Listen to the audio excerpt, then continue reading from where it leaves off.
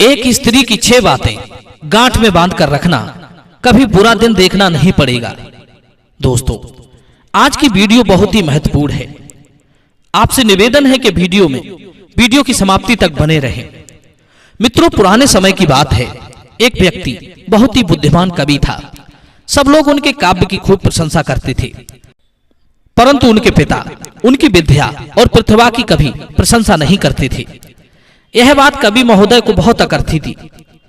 कभी तो उन्हें अपने पिता पर बड़ा गुस्सा आता था कि सब लोग तो उनकी प्रशंसा करते हैं, परंतु पिताजी जाने क्यों मुझे समझते ही नहीं। वो हर समय मेरी निंदा ही करते रहते हैं।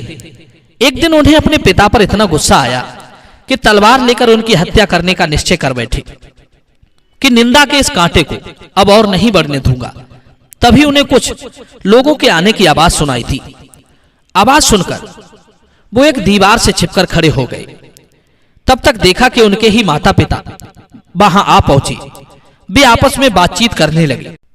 पिता अपने बेटे की प्रशंसा करने लगा। माता कहने लगी, आप तो हमेशा अपने पुत्र की निंदा करते रहते हो। आज मैं हैरान हूं आपके मुख से बेटे की प्रशंसा सुनकर। पिता कहने लगा, अरे भाग्यवान, वो तो मैं उसकी रोज झूठी निंदा करता हूं, क्योंकि तुमने देखा होगा माता पिता अपने बेटे के मस्तक पर काला टीका इसीलिए लगा देते हैं कहीं उसे नजर ना लग जाए। सच्चाई तो यह है कि मैं उसके मुंह पर उसकी निंदा करता हूं और मन ही मन अपने काबिल बेटे के बारे में सोचकर बहुत खुश होता हूं। ऐसे पुत्र तो सौभाग्य से मिलते हैं। उसकी निंदा तो मैं इसलिए करता हूं कि उसे कहीं अपनी प्रतिभा पर अभिमान ना हो जाए, क्योंकि कभी कभी व्यक्ति अपनी कीर्ति सुनते सुनते उसे अभिमान हो जाता है और उसकी उन्नति रुक जाती है और धीरे धीरे उसकी प्रतिभा नष्ट हो जाती है। विनम्रता ही मनुष्य की कीर्ति की रक्षा करती है। अहंकार होते ही उसका अधपतन होने लगता है। पिता के मुख से अपनी प्रशंसा सुनकर कवि महोदय का सारा क्रोध पानी पानी हो गया। तलवार हाथ से छूटकर जमीन पर गिर पड़ी। सोचने लगे, आज मैं पिता की हत्या करके कितना बड़ा अनर्थ कर डालता। आज समझ में आ गया कि माता पिता अपने बच्चे पर क्रोध भी उसके हित के लिए ही करते हैं। कोई भी माता पिता अपनी संतान का बुरा सोच ही नहीं सकता। मित्रों, इतना कहकर कवि महोदय पिता के चरणों में आकर लिपट गए और बार बार क्षमा मांगने लगे। कहने लगे, मैं कितना बड़ा पापी हूं जो आपकी हत्या करने के लिए यहां खड़ा था। मेरा विवेक नष्ट हो गया था। निंदा सुनकर मेरे अंदर क्रोध रूपी सर्प आकर बैठ गया था। मुझसे बहुत बड़ा पाप हो गया है। कृपया मुझे कोई प्रायश्चित बताइए जिससे मैं इस पाप से मुक्त हो सकूं। मित्रों, पुत्र की संतुष्टि के लिए हंसते हुए पिता ने कह दिया कि वो 12 वर्ष तक ससुराल में जाकर रहे, तभी प्रायश्चित पूरा होगा। पिता का यह कहना सिर्फ हंसी के लिए था, परंतु पुत्र ने उसे सत्य मानकर पत्नी को साथ लेकर ससुराल में बसने के लिए चल दिया। मित्रों, एक कहावत है कि ससुराल में रहना लज्जा का जीवन है। इधर जैसे ही वे ससुराल में पहुंचे तो शुरू में तो उनका खूब स्वागत सत्कार हुआ, लेकिन ससुराल वालों को जब ये पता चला कि दामाद जी 12 वर्षों तक यहीं रहने आए हैं, तब उनके व्यवहार में बदलाव आने लगा। अब तो धीरे धीरे उनसे खेतों का काम कराने लगे। कभी हल जोतना, कभी फावड़ा चलाना, कभी फसल को पानी देना, कभी पशुओं का चारा काटना। अब तो उन्हें ससुराल वालों की ओर से लज्जा और तिरस्कार मिलने लगा। सोचने लगे, पिताजी ने मुझे अच्छा प्रायश्चित बताया है। 4 दिन में ही मेरे हाथों में हल और बैलों की रस्सी पकड़ा दी गई।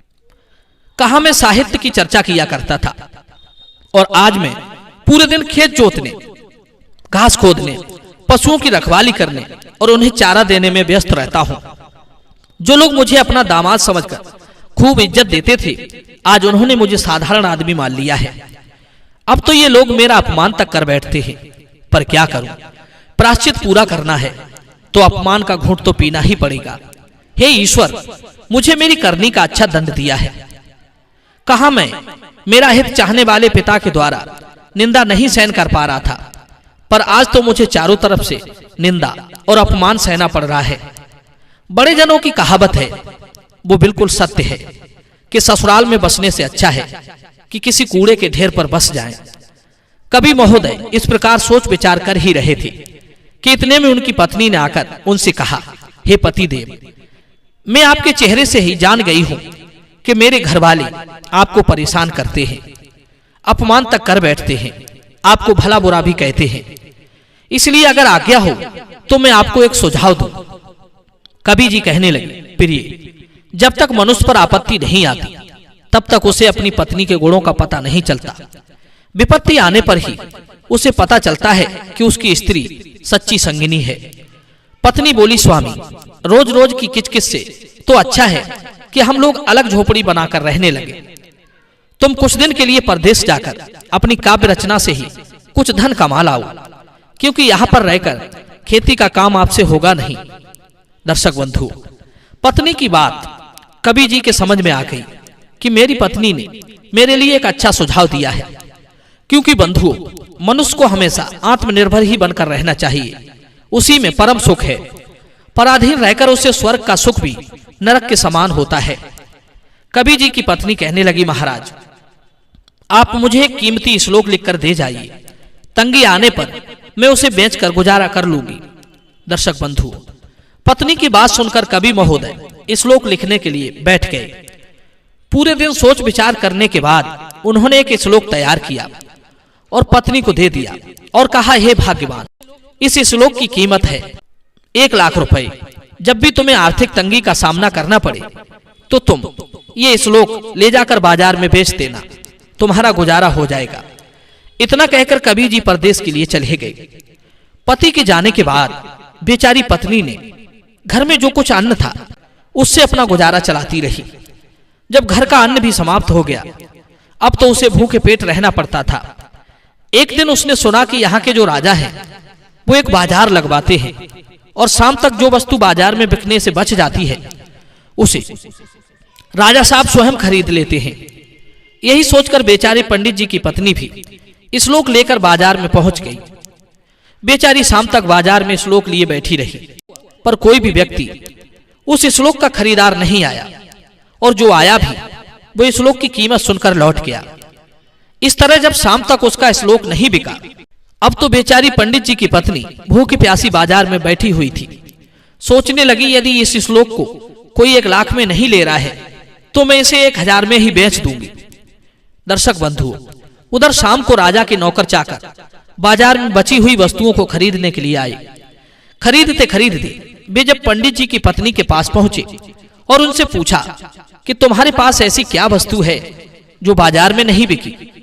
मित्रों, राजा के नौकरों के पूछने पर पंडिताइन ने वो श्लोक दिखाते हुए कहा, यह है हमारी वो कीमती वस्तु जिसका यहाँ कोई खरीदार नहीं है। मित्रों, श्लोक देखते हुए नौकर लोग हैरान रह गए। अरे ये क्या नए प्रकार का माल है, कितनी कीमत का है? स्त्री ने जवाब दिया, 1,000 रुपए। 1,000 रुपए का मूल्य सुनकर नौकर लोग आश्चर्य से कहने लगे, अरे ये स्त्री पागल तो नहीं हो गई?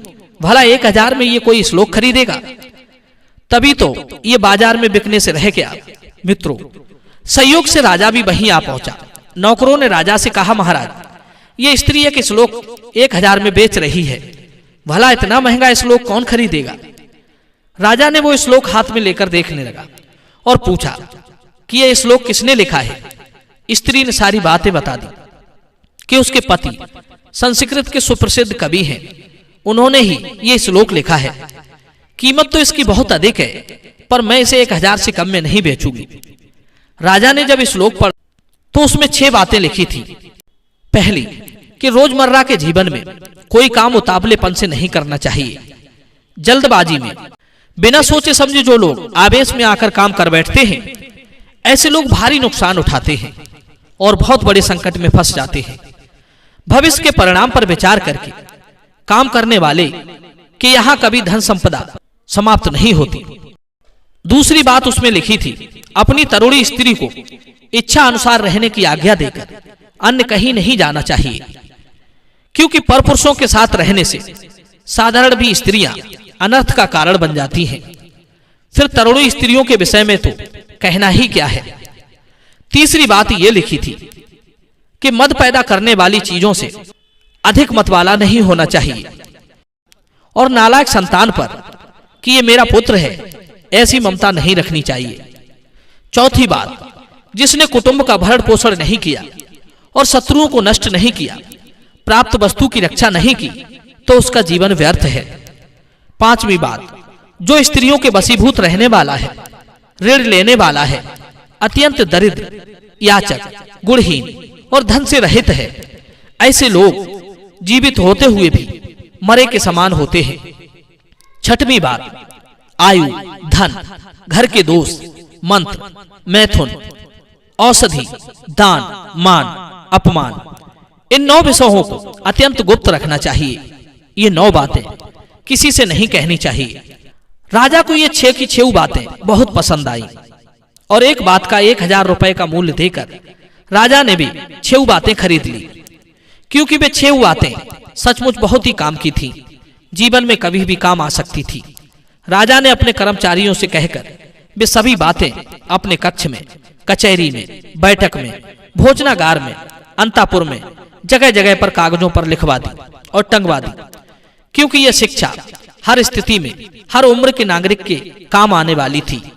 जल्दबाजी के रोग से बचाने के लिए ये बातें बहुत ही उपयोगी हैं, क्योंकि बहुत से लोग धैर्य पूर्वक सदाचार के मार्ग पर न चलकर अधीर लोग बहुत जल्दी सब कुछ प्राप्त कर लेना चाहते हैं। दर्शक बंधु, ये कहानी आपको कैसी लगी?